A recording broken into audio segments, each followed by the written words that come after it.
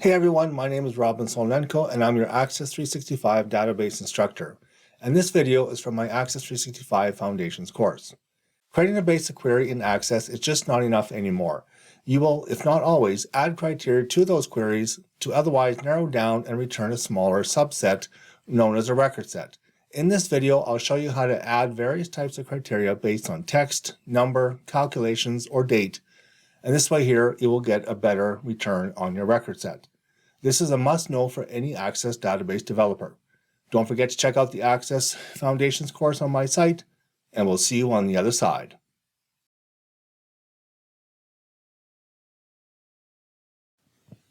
Welcome back, everybody, to this section and topic where we now discuss adding criteria to your queries. Now, we already did some of that in order to do some of these queries that we did earlier, but I want to expand it a little bit further.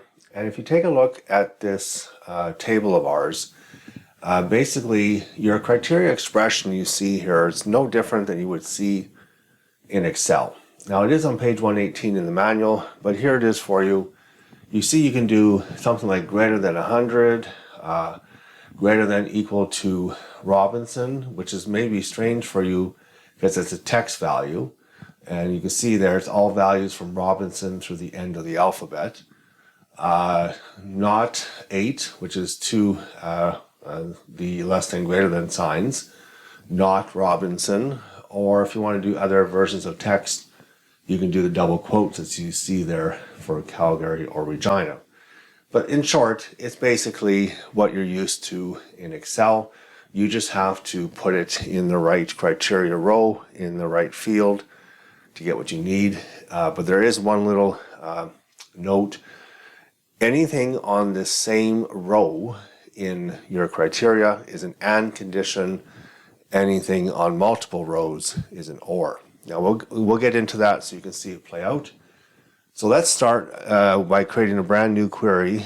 So go to your Create tab, Query Design, and again, we'll base this on officers and tickets. Okay, so we'll call it, let's before we even do any work, let's save it and call it QRY underscore search tickets. And from the officers, we'll just take badge number and first name and last name. And from the tickets, we will take ticket number, date issued. Actually, you know what? We'll do something different. I'm going to delete these two. That's by clicking and dragging over these because I wanted to show you some other integration here. Remember this star. I can double click this star. If you, instead of double clicking it, you can also drag it in to position here, that star up there. And when you drag it in, that's another option too. Or we'll just do one more, delete that. If you select everything from ticket to amount, holding the shift key, that's ticket number to amount, and drag it in as a group, it does this. So this way here you can see them all. So you got a couple ways to get this data in here. But basically now we see we're going to have basically a query that shows all the cops and the tickets they've written. Now if I hit that run button just to make sure it works, you can see we're getting a fairly massive table. Well, not too massive, it's 48 rows. So back in design, let's do our first one where we want all tickets higher than $100. So you're going to scroll over to your amount column over here. You can see your criteria row. And so the amount is just greater than 100, just like that. When you click out of it, you can go run it, and voila. Well, it looks like all our tickets, you can see down there's one of 44. So we didn't get rid of too many. I'll come back to design. I'll change it to greater than 250. And what do we come down to? There we go. Now we're down to 26 tickets that were greater than 250. Okay, back to design view. Let's do something different. I want those that were not written by cop, let's see here, cop 2. So we go to the badge number, criteria row, and this is badge number for table tickets. Not is the less than greater than sign, 2. just like that. And we'll throw 2 in quotes, that's okay. Run it, and you can see we have one of 39 tickets there at the bottom. And so there's no officer 2. Okay, that's how I use that symbol. What else can we do? Let's say I want all those that are in Los Angeles. So we're going to go to the city here, criteria row, and I'm just going to type in Los Angeles, like that. Okay, view it or run it, and voila, there are 3 tickets where the criminal was in or from Los Angeles. All right, now here's a trick question. Can I delete any of this data or modify any of this data? And as of right now, you should be able to. I'm going to delete all the Los Angeleses, just like that. And then I come back, switch it back to design view. And to see if it worked, if I go to table tickets, you will see now there are some blank values, and they are the Los Angeles that we deleted. Okay, so even though you are in a query and you pull out a record set, you can manipulate that data. So now what I want to show or do is we've deleted Los Angeles out of that. We searched for it and deleted it. Well, now how do you find it? These are called nulls. So in the same location, criteria row for city, I'm going to say is null. That means look for blanks. And when I run it, it should get me those 3. Okay, I'll put in Los Angeles, type it in manually, and we're all happy again. Okay, but that is how you do or look for empty. It is null. Okay, what if I want all tickets where the criminal was in, let's say, Calgary or Los Angeles? So what you do, you have 2 options. I can type it in with an or, so I'll spread this out. I can say Calgary or Los Angeles, like that. And when you tab out, it puts the break or puts the quotations on it. I'll run it. You can see I get Calgary and Los Angeles. Okay. If the other option is just to put Los Angeles below it, it helps if you spell right. That's an or. You can see over here on the left side, or. These are all ors, and that's why you can go down and down and down if you want. And it should give you the same results. Oh, what happened there? Oh, we didn't, because, did I not spell it right?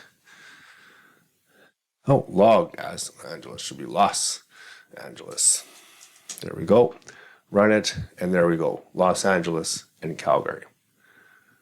Okay, well, what happens then if I want those that, let's go to type.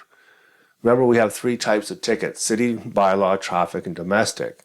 If I put the word traffic here, and of course you spell it right, this now reads traffic and Calgary or the city of Los Angeles. And that's because traffic is on the same line as Calgary. I go run it, so I got less. You can see I do have the traffic in Calgary. I don't have just Calgary. Okay. Now if I move that to down here, one below, so it's traffic and Los Angeles or Calgary, it's basically the reverse. You can see we have no Los Angeles because there was none where there was a traffic ticket for somebody in Los Angeles.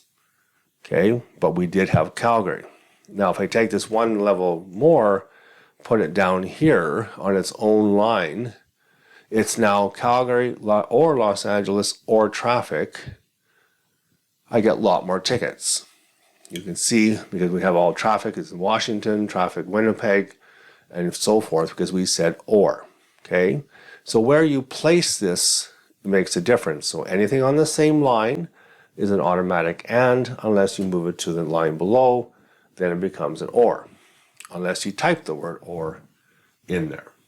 Okay, so there's many options you have here when dealing with your text-based or something empty we've shown you is null. Okay, let's take this one step further though. Take a look at this chart where we have dates. Dates are a little bit trickier, and they're also common to search by. So this table is also on page 120 in the manual, but you can see it kind of looks the same. You can do a less than, greater than, but you can also throw text in there that says between such and such a date. Okay, that between and the word and replaces the greater than equal to sign, so you don't have to use that. Also, we have this other one at the bottom here, this greater than date bracket bracket minus 90. In Excel, the today function gives you current date. In Access, it's date gives you the current date. So with that it says, show me all those greater than today's date minus 90. So basically, you want to know those that are 90 days past. Okay, so let's give that a try. So delete any criteria you currently have, and let's look at the date issued over here. And let's try a simple one, greater than, let's say, July 1st, 2010. Just like that, so 07-1, 2010. Remember, it will put the pound signs in for you. Hit your run button.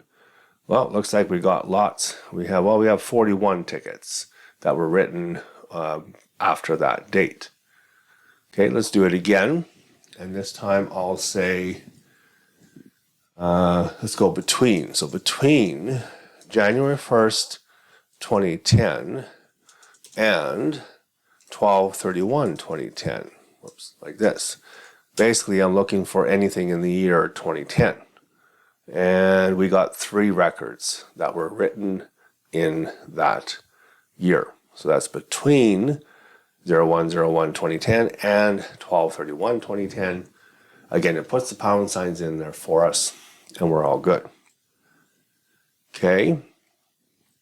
Now, I don't believe our data, if I just look quickly here, our latest year we have is 2020. Okay, so what I'm going to do is I'm going to change some of these to something a little more current. So 90 days, within 90 days of us, or of me recording this. So let's say I go 12/31/22, and we'll do 11/15/22. So just change them. So whenever you're watching this video, just change 2 of these to your something within 90 days of your date of watching this video. And now I'm going to change this to say greater than date, that's today's date, minus 90. Okay, so I should be able to pick up those 2 that I just changed. Let's see what happens. Voila, there they are, written November and December. Okay, so that gives me the ability to go back 90 days and see what is been written. Now, we don't have a date paid column, so that's okay. We'll reverse this so you can see something. If I want to know all those beyond 90 days, so let's say this was a date, date overdue column, I can say less than date minus 90, and I get all the other ones. I get 46 of them that were written before 90 days ago. Okay, so that's how you can kind of look to see 90 days past. You just change that greater than less than sign. All right, so that is how you work with dates and add criteria. We can save this. We will come back to it soon. And now you should have that query. So now the way it's set up, every time I run that, execute it, it will show me all tickets written 90 days prior. So, or 90 days ago and before that. Okay, that wraps up that topic altogether. And we'll see you in the next one, where we now discuss things like calculations. See you on the other side.